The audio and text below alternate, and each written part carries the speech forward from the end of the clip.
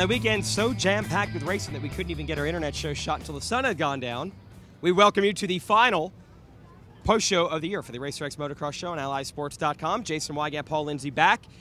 Success here, our very first National Apollo Raceway. Big crowd, good track, it was good. Success would be an understatement. Literally capacity crowd. Great, yes. Rough, rutted track as we predicted yesterday. Yeah. A lot of people not sure how the track was going to turn out. As you'll see, it was a fantastic track. Very challenging on the riders. And although Ryan Dungey had the championship wrapped up, we knew there'd be some battles behind him, such as Short and Metcalf for second. We also knew that privateers like Chisholm, Sipes, and Regal were going to be duking it out for points positions, and that's exactly how it turned out today. Let's get to the highlights.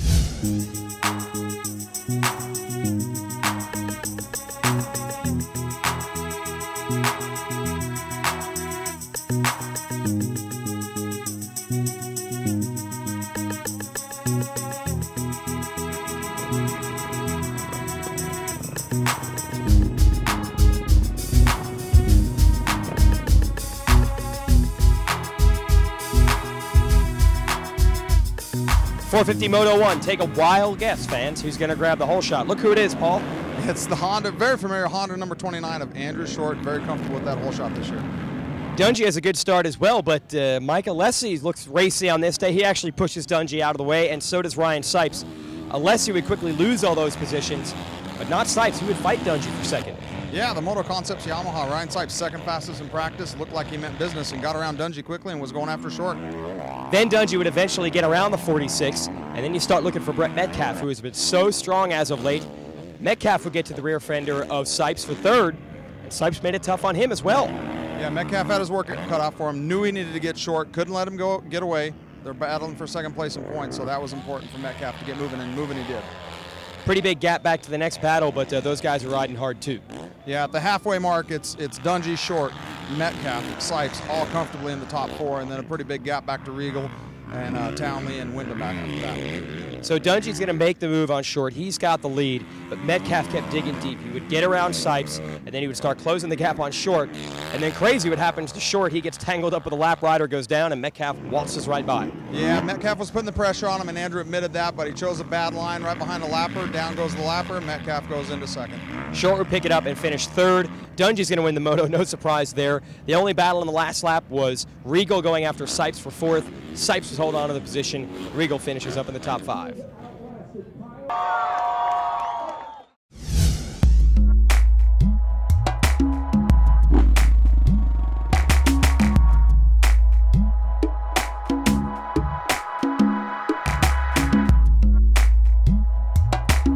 Moto number 2, Brett Metcalf, second in Moto 1, wants that first overall win.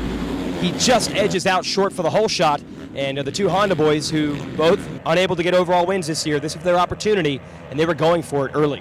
Yeah, and another Moto Concepts Yamaha up there early, Chisholm this time instead of Sipes. Dungey with a bad start, Alessi pulls into the mechanic area. Everything's upside down in this moto. And it sure looked like Metcalf was going to be hard to catch in this one.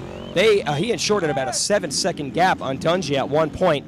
But then all of a sudden, on lap 4, Metcalf disappeared, endoed in some braking bumps. Yeah, Metcalf down, much to the surprise of all the spectators, and suddenly Short's out front. Metcalf's all the way back to 8th, which is critical for second overall in the points. Those guys have been battling. That's the only battle we have left in the points. At that point, you got to know Dungey's going to try to get Short. We think that's going to happen. So if Short stays second, Metcalf needs to get back to at least 5th, and he ends up doing better than that. Yeah, he was all the way back to 8th. He would keep digging, keep charging. As Metcalf was trying to get into the top 5, Dungey's going to put the pressure on Short and eventually make the move.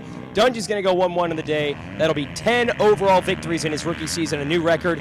But what a charge by Metcalf. He didn't just get top 5, he moved all the way up to 3rd. Yeah, at one point it looked like he was going to give away that second in the championship, but a very well-earned podium for Metcalf today, proving why he finished second in the points. Disappointing ride for Shorty, but still second overall on the day. Yeah, he edges Metcalf with 3-2 to the 2-3. So congrats to Short and Metcalf on the podium for the season and on the day.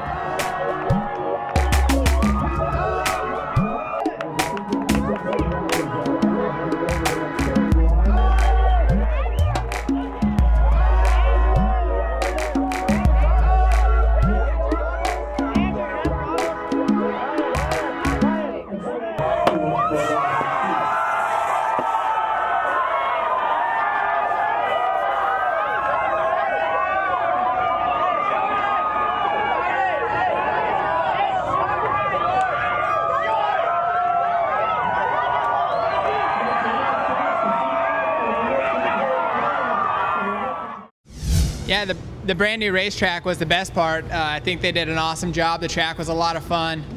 I never was a big fan of Glen Helen, but this place seems like they're really proactive and into it, and I enjoyed it.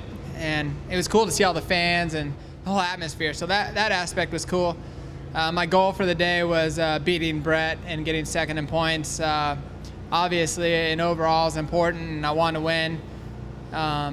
So, you know, I was going after two things, but Dungey was really solid today, and he made it look easy like always. So it's just good to finish the season strong, and looking forward to Motocross the Nations now. There's a lot of uncertainty for me with my career. Obviously, I've been really blessed to ride for Honda, and I've been there for 6 years, and I don't have a deal done. So after the Nations, I'll just kind of be waiting for that to happen, and look forward to learning from this year and the experience and build on it for the upcoming season. Yeah, you know, I got the hole shot, which was awesome. Finally pipped Andrew for a hole shot, which was nice, and yeah, I felt good up front. Then it was just like I said, I was looking for a better line coming down the downhill and hit a soft spot on the track. There's a lot of soft spots, and kind of hit a soft spot, and at the same point hit a braking bump and just nose wheelied and got all out of control, and I think I went over the bars down on that downhill, so it kind of didn't work out so well for me. Yeah, it's the Nations coming up in a couple weeks, so looking forward to having a couple of days off. The lights are going down on me. Prices are going up. Yeah. Looking forward to the Nations. I think we've got a pretty good team. I'm pretty confident about our guys. I think it's going to be an enjoyable event as always. And actually, I just want to give a shout out while I got a chance to the winner of my T-shirt contest. So I don't know if the camera can see it, but oh, lights. So this entry came all the way from Indonesia. We had over 300 entries, and Dav from Indonesia won. So I'd like to thank him for his entry and everybody's entry. It was really, really cool, and I'm glad to be out here at Paula celebrating with all the fans, and had a great day. I don't have, right now I have no comment on next year, so, you know, I'll definitely be racing here in America. That's my plan, and we'll see where we go. For me, it's, you know, you going into it, yeah, it's rough, and there's a lot more room for error, but at the same time, it takes more physical fitness and mental too. So I think, you know, as it wears on, you know, I feel like, you know, I train in hot weather and prepare for the tracks like this, you know, and I think a lot of the time over the years it's been smooth, so having these rough tracks has been an advantage, you know, and it brings out, you know, the hard work of the teams, you know, with the bike setup. You know, if we've been putting in the time, if I myself have been doing my homework, and everything kind of starts showing when it gets to that point and the track's rough and it's hot, and therefore, you know, there's been a lot of people that have gotten me here, you know, aside from accomplishments and stuff like that. I think there's been a lot of people behind me, and you know, like, therefore Fox, you know, the Fox has really stepped up since 2009 beginning with everything going on, and it's been a company I've wanted to be a part of my whole career, so to have them on my side, really fortunate. Nike's always, you know, stepped up this year, made a boot. I've been with Nike since for 6 years now. You know, I've been amateurs into this year, so it's been quite great working with them, people like that, and who you know, everybody gives it their all. And Target stepped up, and I wear it on my helmet and my palm, but it's more than that. It's the relationship we have, and you know, they got that bus out there for me, and been a huge help. You know, I think a lot of riders will tell you at the track, getting that little bit of extra time, relax, and so thanks to them. And Oakley, you know, I think another sponsor didn't really have to take me under their wing, but they gave me a chance, and to work with Paggio and Hedgie and all the rest of the crew out here today, and so really thankful for all the people around me, and my parents, mom and dad, family, and the whole team Suzuki. Thank you.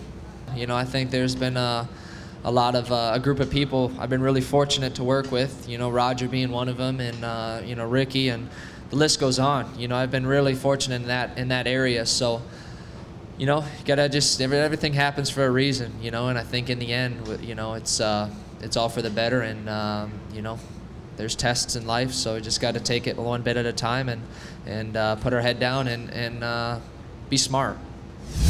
Well, it's always a battle of attrition here in this 450 class. I just figured this out. I believe this is 4 straight years where the defending champ of this class did not complete the tour. Ricky Carmichael retired, Grant Langston didn't make it back due to injuries, James Stewart didn't come back to race, Chad Reed didn't make it to the end of the year. This year, you've got to be in it to win it, as they say, and the record book shows it. Ryan Dungey was here. He dominated. Absolutely dominating performance today and the whole season. And obviously, Metcalf coming on strong at the end of the season. And everybody knows I'm an Andrew Short guy. But let's not forget all those critics that say Andrew Short shouldn't be on the team. Once again, I mentioned it yesterday, 8 out of 9 450 series. Since he got on a 450, he's been in the top 3. That means he's consistently been, for 5 years, in the 450 class, the second or third fastest guy. Which could be key in motocross to nations where you need consistency. What can you say about Metcalf, though? I mean, he came in with really a clean slate. I don't know if anyone expected much out of him on a big bike. He always seemed to be a great small bore rider, even on the 125.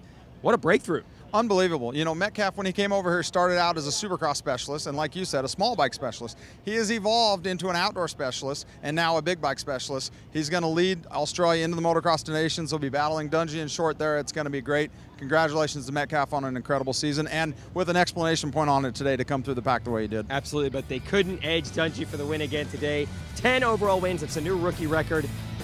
Who knows what other records this guy's going to shadow over the next couple of years. We'll be here to cover it. Thanks for watching the Racer X Motocross Show on AlliSports.com. For Paul Lindsay, I'm Jason Wygant. Thanks for joining us.